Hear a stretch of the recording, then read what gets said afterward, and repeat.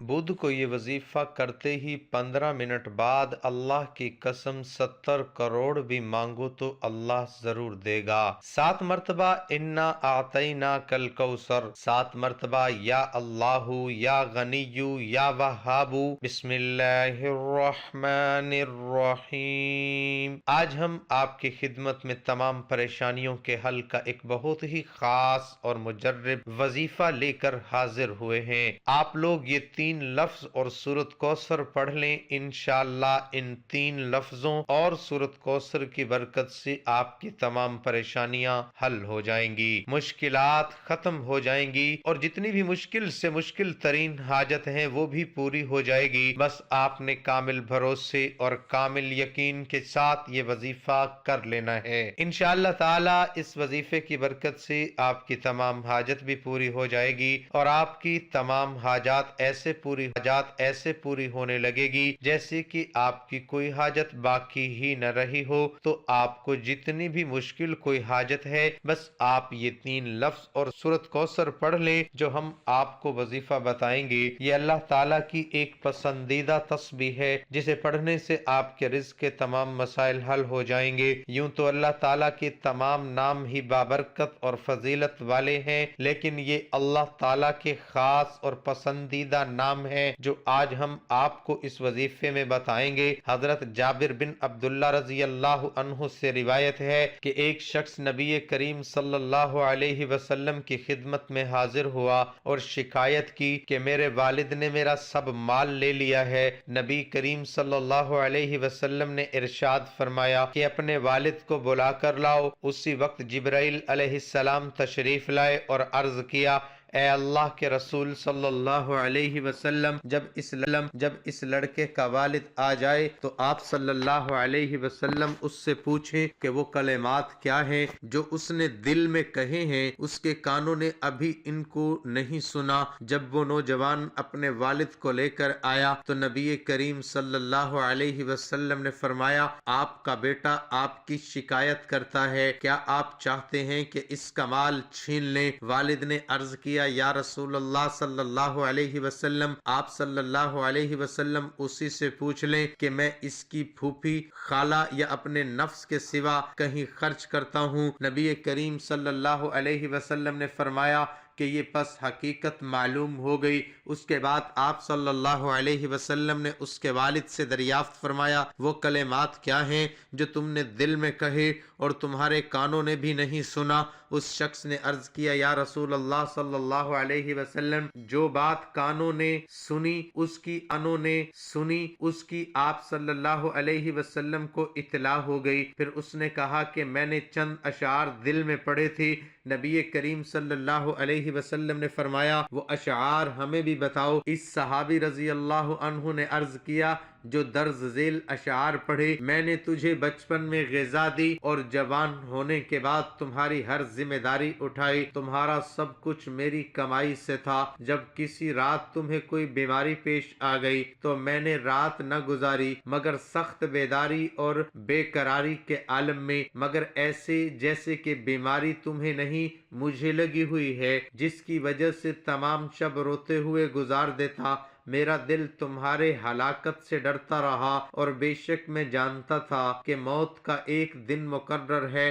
جب تو اس عمر اور اس حد تک پہنچ گئے کہ جس عمر کی میں تمنا کیا کرتا تھا، پھر تم نے میرا بدلہ سخت ہی مجھ پر احسان انعام کر رہے ہو۔ کاش مگر تم سے میرے ہونے کا حق ادا نہیں ہو سکتا تو کم از کم اتنا ہی کر لیتے جیسا ایک شریف پڑوسی کیا کرتا ہے، تو اس نے کم از کم پڑوسی کا حق دیا ہوتا، میرے ہی مال میں مجھ سے بخل سے کام نہ لیا ہوتا۔ نبی کریم صلی اللہ علیہ وسلم نے جب یہ سنا تو بیٹے کا گریبان پکڑ کے فرمایا، انت و مالک لا بیک، کہ تو اور تیرا مال سب تیرے باپ کا ہے۔ سائنسی دور میں ہر انسان مشکلات کا شکار ہے۔ کچھ واقعات غیر ذمہ داری طور پر ہوتے ہیں اور کچھ ارادتاً کیے جاتے ہیں۔ ان غیر معمولی واقعات کے ذریعے انسان رکاوٹ رکاوٹوں اور گردشوں کے چکر میں پھنس جاتا ہے اور وہ اپنا تمام اثاثہ، صحت، رویہ، تعلقات، محبت اور ذات داؤ پر لگا دیتا ہے۔ اسے اپنی قسمت پر رشک ہونے لگتا ہے، شک ہونے لگتا ہے۔ شادی، کاروبار، رشتہ نہ آنا، رشتہ داروں کی مخالفت، جلد شادی کا نہ ہونا، کاروبار چلانا لیکن نہ چل پانا، مخالفتوں کی روک ٹوک، شیطانی اثرات کے کسی نے کچھ کرا تو نہیں دیا، میرے ہی ساتھ ایسا کیوں ہوتا ہے، ایسی تمام چیزیں ختم کرنے کے لیے آج ہم آپ کے لیے وظیفہ لائے ہیں جو آج تک آپ کو کسی نے وظیفہ نہیں بتایا اور نہ ہی کبھی آپ نے سنا۔ وہ رات، وہ دن کس قدر خوش قسمت ہوتے ہیں جب ہم اپنے اللہ تعالیٰ کی عبادت میں گزارتے ہیں۔ جیسا کہ ایک روایت میں واقع ہے کہ ایک بزرگ بہت متقی اور پرہیزگار تھے، مسلسل 60 سال تک اللہ پاک سے ملاقات کے شوق میں آنسو بہاتے رہے۔ بزرگ فرماتے ہیں، ایک رات میں نے اپنے آپ کو خواب میں ایک ایسی نہر کے کنارے پایا جس میں عمدہ مشک بہہ رہا تھا، اس کے دونوں کناروں پر انتہائی قیمتی موتی بکھرے ہوئے تھے۔ پھر میں نے سونے کی اینٹوں سے بنا ہوا محل دیکھا جس میں خوبصورت لڑکیاں بہترین لباس اور زیورات سے آراستہ بلند آواز میں اللہ تعالیٰ کی پاکی بیان کر رہی تھی۔ میں نے جب ان کی تسبیح سنی تو پوچھا، تم کون ہو؟ انہوں نے خوبصورت آواز میں کہا، ہم اللہ تعالیٰ کی مخلوق میں سے ایک مخلوق ہیں۔ میں نے کہا، تم یہاں کیا کر رہی ہو؟ انہوں نے کہا، اللہ تعالیٰ نے ہمیں ان لوگوں کے لیے پیدا فرمایا جو رات کو قیام کرتے ہیں اور اپنے رب سے مناجات کرتے ہیں جبکہ لوگ سو رہے ہوتے ہیں۔ میں نے کہا، وہ خوش قسمت لوگ کون ہیں جن کی آنکھیں اللہ تعالیٰ تم سے ٹھنڈی کرے گا؟ انہوں نے کہا، کیا تم ان لوگوں کو نہیں جانتے؟ میں نے کہا، نہیں۔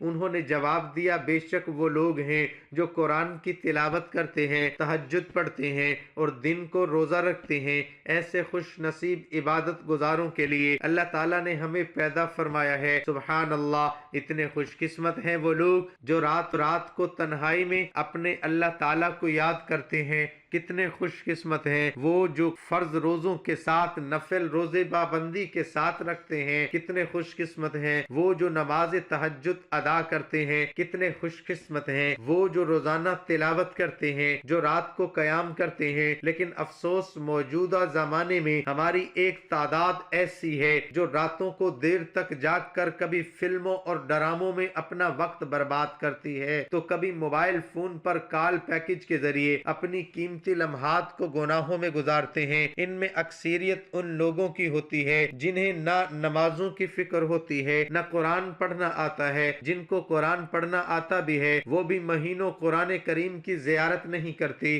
بلکہ اپنی نفس کو یوں جھوٹے دلاسے دیتے ہیں کہ ماہ رمضان میں نمازوں کی کثرت کریں گے، ماہ رمضان میں راتوں کو نوافل پڑھیں گے، ماہ رمضان میں خوب تلاوت کریں گے، ماہ رمضان میں صبح و شام ایک ایک پارہ پڑھیں گے، حالانکہ یہ جانتے ہیں کہ ہماری زندگی کا ایک ایک لمحہ بڑا قیمتی ہے اور ہماری زندگی کے دن تیزی سے کم ہوتے ہی جا رہے ہیں، ہم موت کے قریب ہوتے جا رہے ہیں، مگر ہم پھر بھی سستی کا مظاہرہ کرتے ہیں اور اپنے نفس کو جھوٹی تسلیاں دیتے ہیں۔ عقل مندی کا ثبوت دیجئے۔ دنیا کے دھوکے میں مبتلا ہو کر اپنے قیمتی لمحات کی ناقدری کرنے کی بجائے تقوی اور پرہیزگاری اپنائیے۔ اپنی شب و روز کو فضولیات اور دنیاوی عیش و عشرت میں برباد مت کیجیے، بلکہ نمازوں کی پابندی اور روزانہ کچھ نہ کچھ تلاوت قرآن کی عادت بنائیے، اور اللہ کریم نے جن کاموں کا حکم دیا ہے ان کی ادائیگی میں سستی نہ کیجیے اور نیکیوں میں مشغول ہو جائیں، کیونکہ نیکی کے کاموں میں کوشش کرنے والوں کے بارے میں اللہ تعالیٰ نے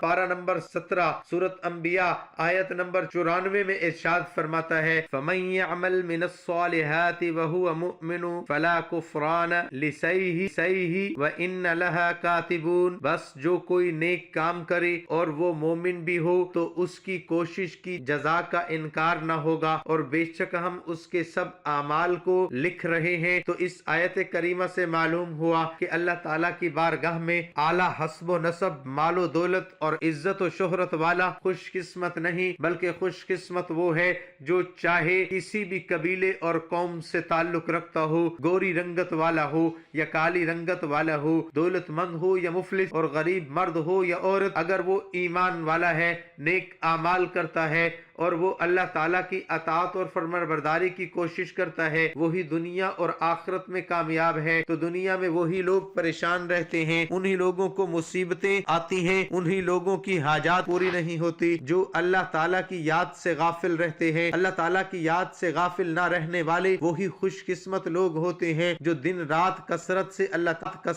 اللہ تعالیٰ کا ذکر کرتے ہیں، اللہ کی ذات پر بھروسہ رکھتے ہیں، اللہ کو کثرت سے یاد کرتے ہیں، ہر وقت اپنی زبان پر اللہ اللہ کا ورد جاری رکھتے ہیں۔ جب کوئی اچھی چیز دیکھتے ہیں تو ماشاء اللہ کہتے ہیں، لا حول ولا قوت پڑھتے ہیں۔ جب کوئی بری چیز دیکھتے ہیں تو استغفر اللہ پڑھتے ہیں۔ جب کوئی فوت ہو جاتا ہے تو ان للہ و ان الیہ راجعون پڑھتے ہیں، اور جب کوئی اچھی چیز دیکھتے ہیں تو اپنے اللہ تعالیٰ کا شکر ادا کرنے کے لیے اپنی زبان سے الحمدللہ ادا کرتے ہیں۔ تو آج جو ہم آپ کے لیے صرف 3 الفاظ کا وظیفہ لائے ہیں وہ بہت ہی آسان وظیفہ ہے۔ آپ نے چلتے پھرتے یہ لفظ پڑھتے رہنا ہے، کتنی بڑی سے بڑی مشکل کیوں نہ ہو، حاجت کیوں نہ ہو، ہر مشکل ہر حاجت آپ کی منٹوں میں چٹکیوں میں پوری ہو جائے گی۔ ہر مشکل ہر پریشانی کا فوری حل ان 3 الفاظ میں بیان کر دیا گیا ہے۔ یہ 3 الفاظ بہت ہی مبارک اور بابرکت ہیں۔ ان 3 الفاظ میں برکت پائی گئی ہے جو کسی چیز میں نہیں پائی گئی۔ تو یہ بہت ہی وزنی کلمات ہیں، آپ نے یہ کلمات ضرور پڑھ لینے ہیں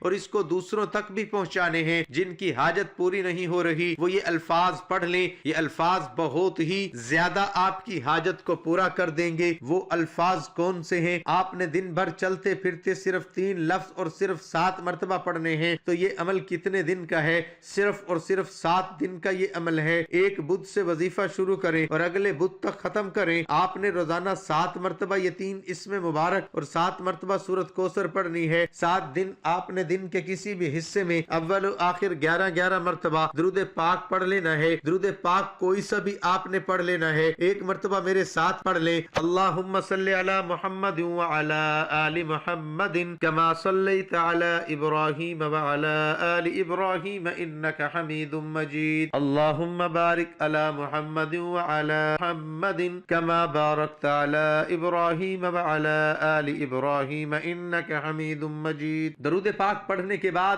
آپ نے 7 مرتبہ پڑھ لینا ہے، یا اللہ یا غنی یا وہاب۔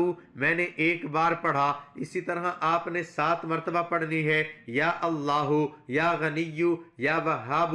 تینوں نام ملا کر پڑھیں گے تو 1 شمار ہوگا۔ اس کے بعد 7 مرتبہ ہی سورۃ کوثر پڑھنی ہے، انا اعطیناک الکوثر فصل لربک وانحر ان شانئک هو الابتر۔ اس کے بعد آپ نے 1 تسبیح استغفر اللہ کی پڑھنی ہے اور آخر میں 11 مرتبہ درود پاک پڑھنا ہے جو شروع میں پڑھا تھا۔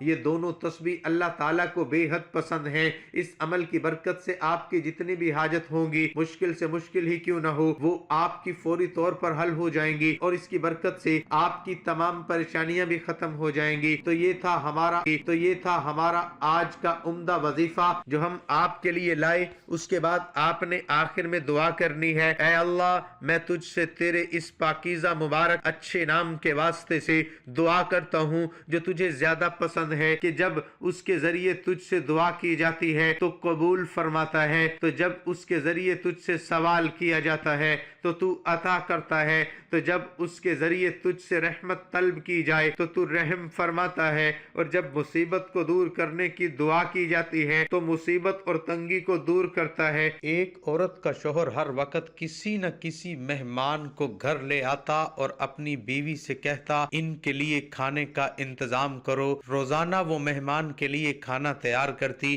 آخر کار وہ روز کے معمول سے تنگ آ گئی اور ایک دن رسول پاک صلی اللہ علیہ وسلم کے پاس گئی اور کہنے لگی، یا رسول اللہ صلی اللہ علیہ وسلم، میرا شوہر روزانہ کسی مہمان کو گھر لے آتا ہے، انہیں بنا کر تھک جاتی ہوں، یا رسول اللہ صلی اللہ علیہ وسلم کوئی ایسا طریقہ بتائے کہ میرا شوہر گھر میں مہمان نہ لائے۔ اس وقت نبی پاک صلی اللہ علیہ وسلم خاموش رہی اور وہ عورت نبی پاک کی خاموشی دیکھ کر گھر واپس آ گئی۔ اگلے دن نبی پاک صلی اللہ علیہ وسلم نے اس عورت کے شوہر کو بلایا اور کہا، کل میں تمہارا مہمان ہوں۔ وہ آدمی بہت خوش ہوا اور آ کر اپنی بیوی کو بتایا کہ آج نبی پاک صلی اللہ علیہ وسلم ہمارے مہمان بن کر آئیں گے۔ اس کی بیوی بہت خوش ہوئی اور جلدی جلدی سے اچھے اچھے کھانے بنانے لگی۔ جب نبی پاک صلی اللہ علیہ وسلم اس عورت کے گھر آئے تو نبی پاک نے اس شوہر سے کہا جب میں کھانا کھا کر واپس جانے لگوں تو اپنی بیوی سے کہنا میرے گھر سے نکلنے تک پیچھے دیکھتی رہے۔